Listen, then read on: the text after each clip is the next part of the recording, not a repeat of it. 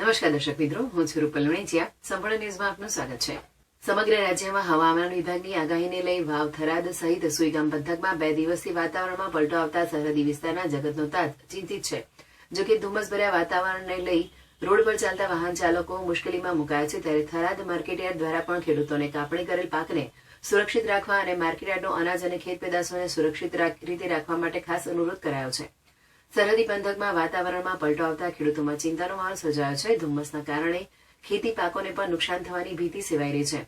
2 દિવસ પહેલા સવારથી જ વરસાદી પંથકમાં થરાદ, વાવ, સુઈગામ સહિતના વિસ્તારોમાં ધુમ્મસભર્યું વાતાવરણ સર્જાતા વાહન ચાલકો પણ મુશ્કેલીમાં મુકાયા હતા.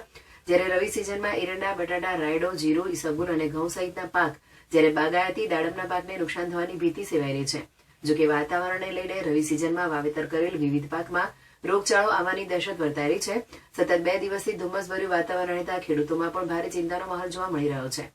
હવામાન વિભાગ દ્વારા આગામી 26, 27 અને 28 ડિસેમ્બર એમ 3 દિવસ વરસાદ થવાની આગાહી પણ કરવામાં આવી છે.